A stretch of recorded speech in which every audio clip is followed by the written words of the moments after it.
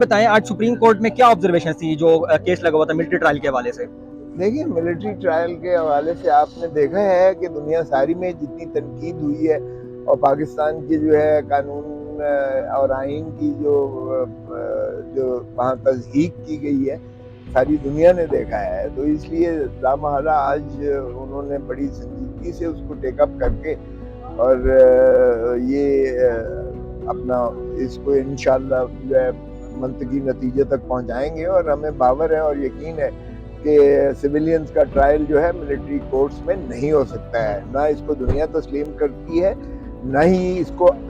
عدالت کہا جا سکتا ہے۔ عدالت کے دیکھیں چند جو ہے وہ لوازمات ہوتے ہیں۔ ایک تو بات یہ ہے کہ عدالت وہ ہونی چاہیے جس کو قانون کا ادراک ہو اور اس کو دسترس ہو آئین اور قانون پر۔ تو آپ نے دیکھا کہ 105 لوگ تھے جن کو ساروں کو سزائیں کی گئی ہیں،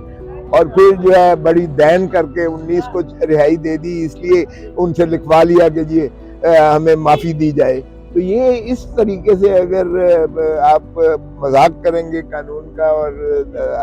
سویلینز کو آپ ملٹری کورٹس میں اس طرح تضحیق کریں گے تو ظاہر ہے کہ آئین اور قانون کی بالادستی اور وہ ختم ہو جائے گی۔ اور پھر سپریم کورٹ کا بھی تو عجیب تھا نا کہ ایک طرف تو آپ سن رہے ہیں اس کا جو ہے ابھی 5 جج، آپ ہی کے 5 جج صاحبان نے جو ہے پہلے ہی اسے کالعدم قرار دیا ہے کہ جو ہے سویلینز کا ٹرائل ملٹری کورٹس نہیں کر سکتی ہیں، اور پھر آپ نے انہیں ابھی اپیل کا فیصلہ نہیں کیا، ابھی وہ فیصلہ جو ہے بدستور قائم و دائم ہے، اگرچہ آپ نے معطل کیا ہے، ابھی اس کو ختم نہیں کیا گیا۔ تو اس فیصلے کے ہوتے ہوئے آپ ہی کے 5 ججز سپریم کورٹ کے فیصلہ دے چکے کہ یہ جو ہے اس کے تحت نہیں ٹرائل ہو سکتا، تو پھر آپ نے ان کو اجازت بھی دے دی کہ وہ فیصلہ سنا دیں۔ تو یہ اب ایک عجیب قسم کا مضحکہ خیز جو ہے سچویشن ہو گئی ہے۔ ایک طرف ان کو سزائیں ہو چکی اور وہ جیلوں میں بھگت رہے ہیں، کسی کو 10 سال، کسی کو 7 سال، کسی کو 8 سال، کسی کو 5 سال، کسی کو 3 سال، کسی کو 2 سال، اور یہ سمجھ سے بالا تر ہے کہ یہ کیسے تشخیص اور تمیز کی گئی ہے، کس قاعدے اور ذائچے اور ضابطے کے تحت جو ہے یہ تمیز و تشخیص کی گئی ہے۔ اسی طرح سینکڑوں کے حساب سے پاکستان میں انہوں نے جو ہے یہ مختلف پاکستان کے مقامات پر جو کہتے ہیں کہ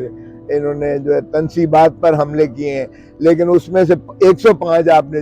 چن لیے، وہ کس کرائیٹیریا سے چنے گئے وہ بھی کسی کو کوئی علم نہیں ہے۔ تو آرٹیکل 25 کی بھی خلاف ورزی ہے۔ آرٹیکل 8A میں یہ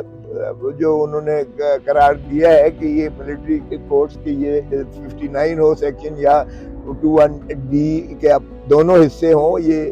آئین سے متصادم ہیں، بنیادی حقوق پر یہ قدغن لگاتے ہیں، یہ سویلینز کا ٹرائل نہیں ہو سکتا ہے۔ تو یہ اس فیصلے کے بعد بہرکیف ہم توقع کرتے ہیں کہ جس سنجیدگی سے آج بھی سنا گیا ہے، یہ ڈے ٹو ڈے انشاءاللہ کر کے اس کو یکسو کریں گے اور آئین کی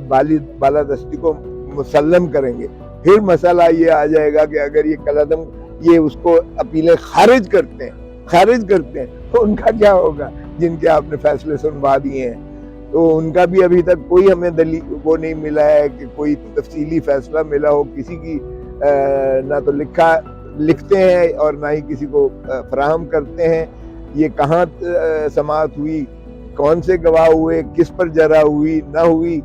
اس کے فیصلے کی دلائل کیا ہیں، وجوہات کیا ہیں، تو یہ باہر کیف چل رہا ہے۔ امید ہے کہ انشاءاللہ اس پر جلدی ڈاکٹر نے فیصلے دیے ہیں، کیا ان فیصلوں کی کاپیاں سپریم کورٹ کو فراہم نہیں کرنی چاہیے اور سپریم کورٹ کو ان فیصلوں کو پڑھنے کے بعد اپنا فیصلہ نہیں دینا چاہیے؟ سر بالکل کرنا چاہیے، میں تو کہتا ہوں کہ ساری کارروائی بھی منگوائیں تاکہ دنیا کے سامنے بھی آئے، ہمیں بھی پتہ چلے گا۔ چیک کرے گا؟ دیکھیں اب مجھے نہیں پتا کہ یہ آج تو مجھے کوئی ایسا شائبہ نہیں ملا کہ انہوں نے منگوائے ہوں کہ آپ پیش کیجئے گا، آج تو کوئی ایسی بات نہیں ہوئی، لیکن اس دن تو یہی تھا جو اٹارنی جنرل صاحب کہہ رہے تھے۔ آج تو اٹارنی جنرل موجود بھی نہیں تھے۔